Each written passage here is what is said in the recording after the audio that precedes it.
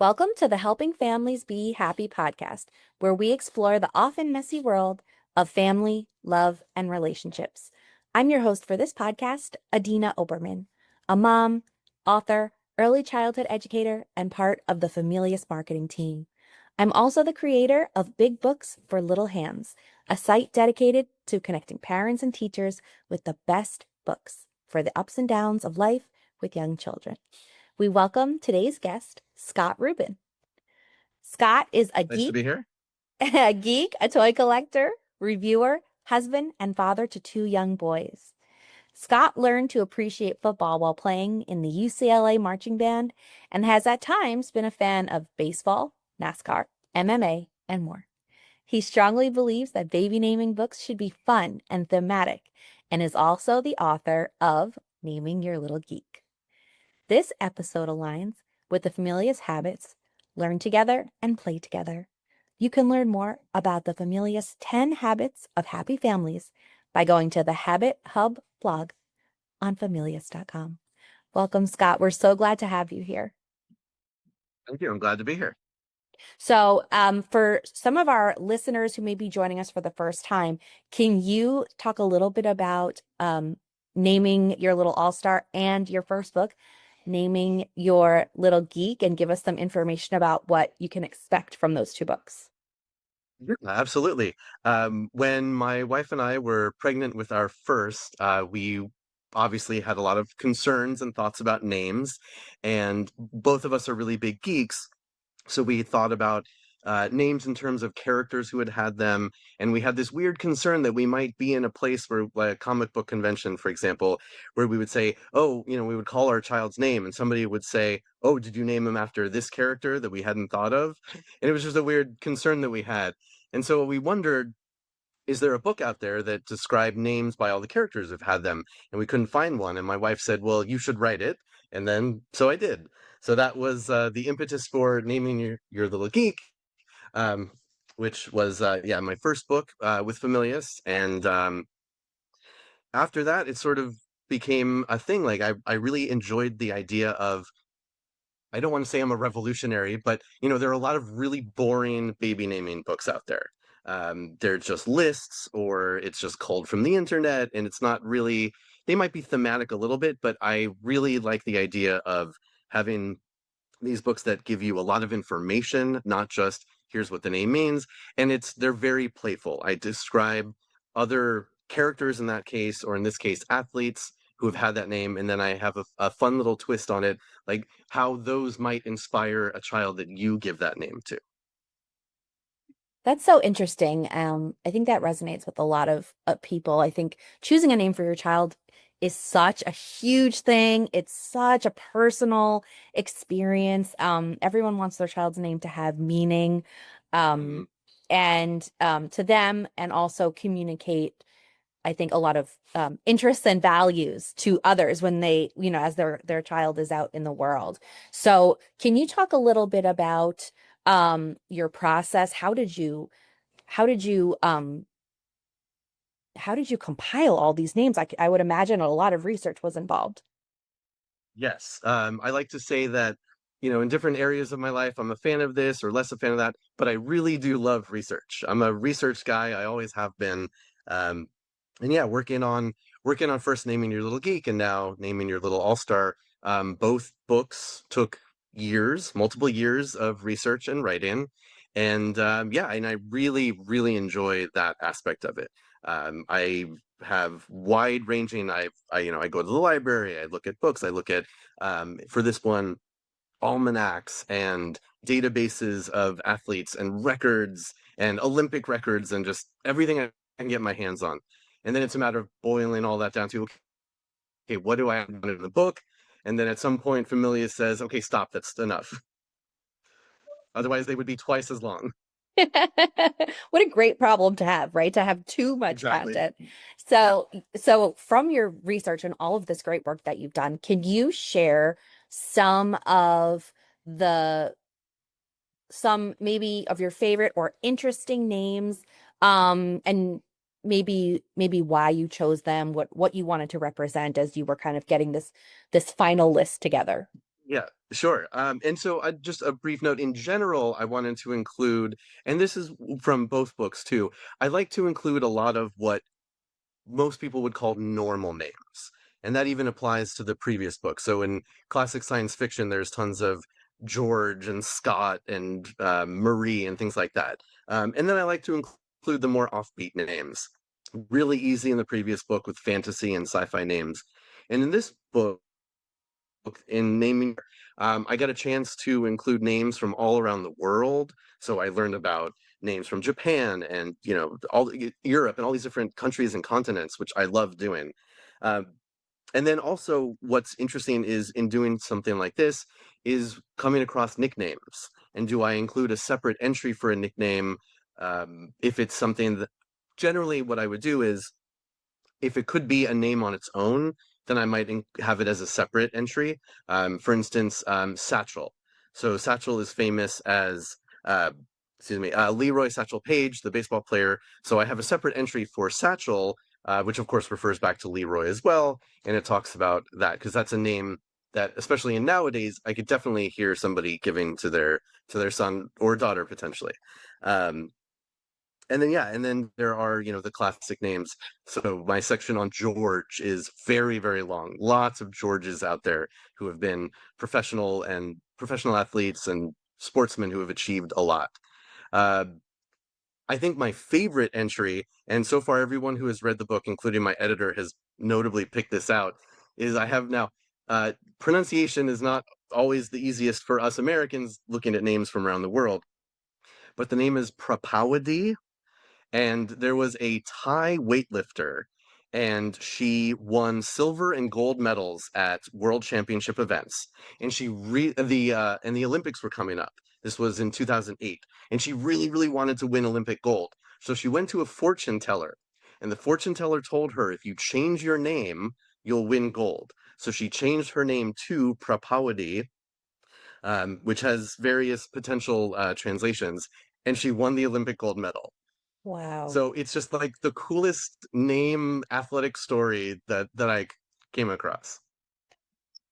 That is amazing. It's funny because as we're having this conversation, I'm thinking about, um, athletes that represent a lot of mainstream sports. Um, and I wouldn't necessarily have thought on my own about Olympic athletes or, I guess maybe more niche Mhm. athletes, more niche sports that Yeah. that I would have definitely been missing if somebody like you hadn't put this list together.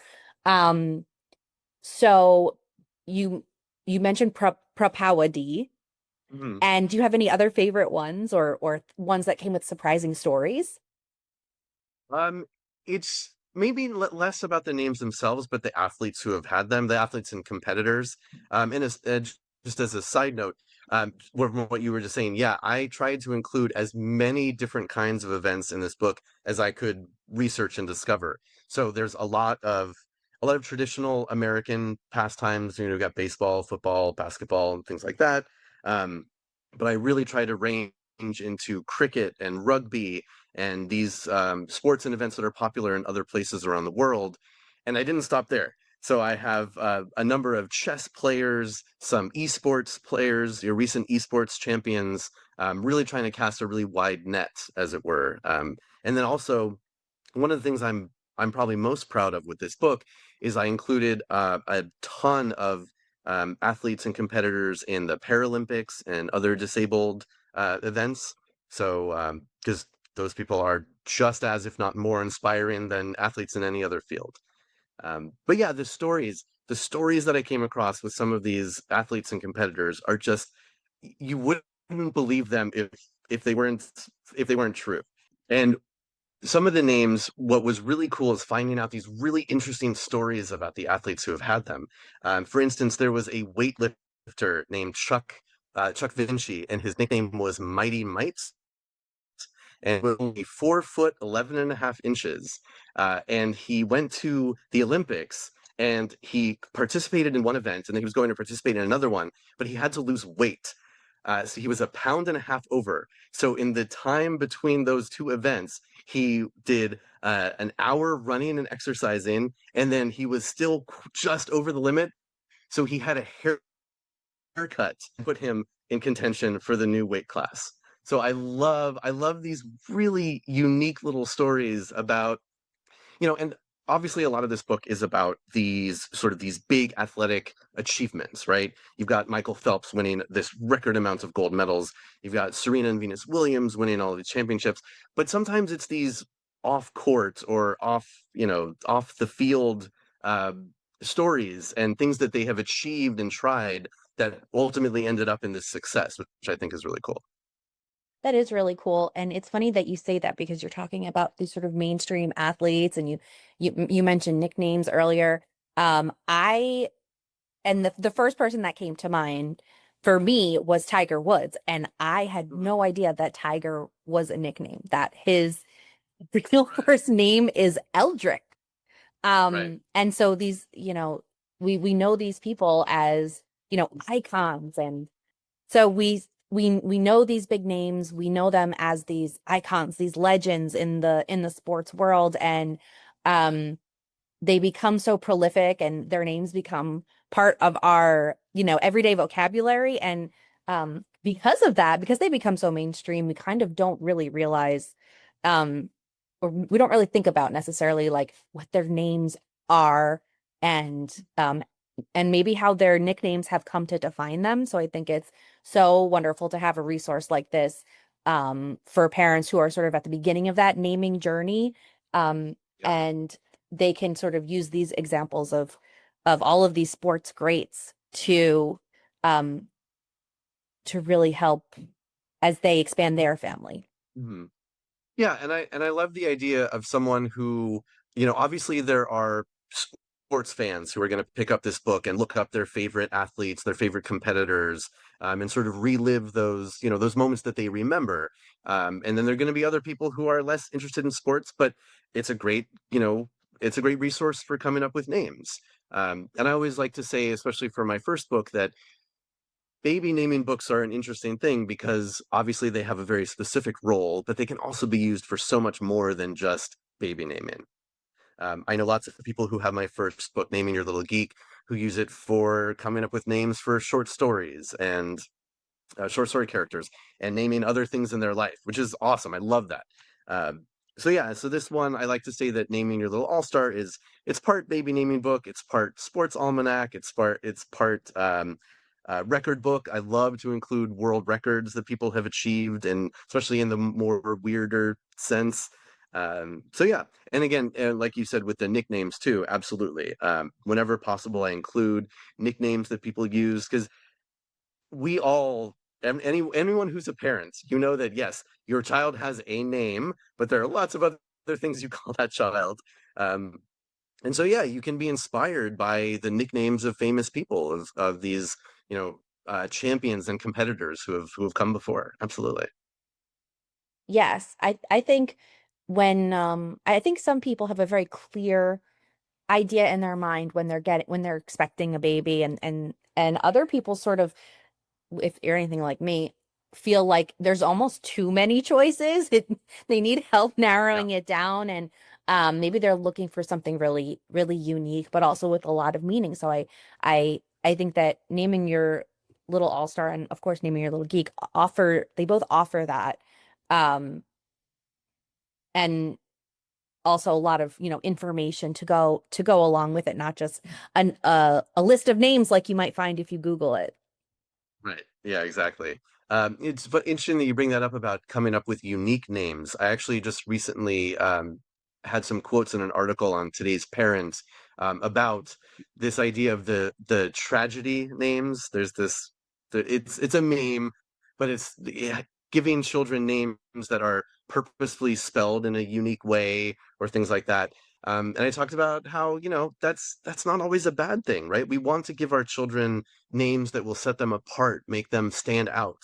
And, especially in today's world, there are many more what we call invented names, right? Brand new names that people are using. Names don't have to be traditional. And one of my quotes was, a lot of people will name their children family names, and that's great. And there are lots of traditions that do that.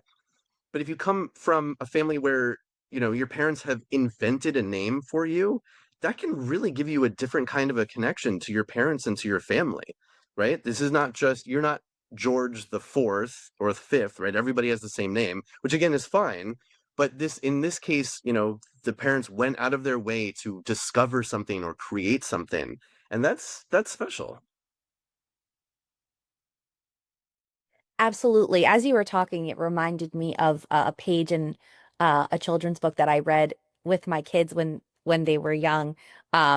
Your Name is a Song by Jamila Tompkins Bigelow, and it's a book about the beauty of her daughter's name, um, and she says if they can learn to say Tchaikovsky, they can learn Mm. how to say your name. And that line really had a big impact on me and my family because my name Adina is not the most common name.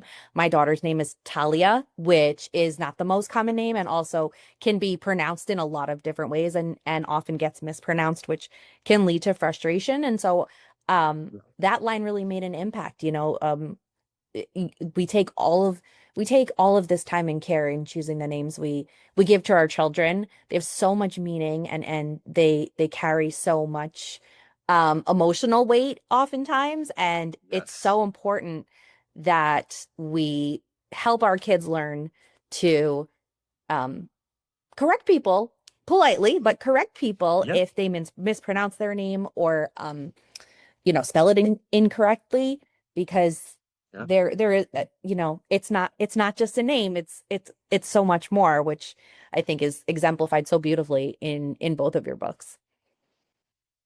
Absolutely. And it's funny, when you think about your own name and then think about names you want to give to your children. So growing up, I was always just Scott. There's a classic nickname for Scott, Scotty, which both of my parents hated. And every time we met someone, they said his name is Scott. Don't call him Scotty. So I never had a nickname, which is fine. So for both of my children, I was like, you know what? I want to give them more options. So my children are Benjamin and Maximilian, both of which have many different short versions, long versions, different things that they can use, and it's up to them. However they want to do it, it's great. There was a great quote I just read recently that a name is a gift. And when you get a gift, you can do whatever you want with it. You can put it on a shelf, you can have it with you forever. It's up to the person who gets that gift. Wow, that's really powerful. I really love the way that you said that. That's so incredible, and it's very true. We all make our names our own, and of Yeah, course as parents we have the right to come up with all of our favorite nicknames to go along with our right. kids and their Yeah. personalities. As we begin to wind down, I want to make sure that our listeners can connect with you online. So can you share the best ways to get in touch with you? Yeah, I'm pretty easy. I am on every social media platform at Norse Meat. Norse like Vikings, meat like steak. It's a name. The name literally came to me in a dream, and so I use it for everything. So I am Norse Meat online. But yeah, these days mostly on Blue Sky, but I'm also on everything else. So I'm easy to find. And you can grab your copy of Naming Your Little All-Star on Familius.com and everywhere books are sold. Thank you so much for being with us today, Scott. Thank you. This was fantastic. As we conclude today's podcast, I'd like to thank Familius for their support in bringing this podcast to your ears and your heart. We'd be thrilled if you subscribed to the podcast and left us a review.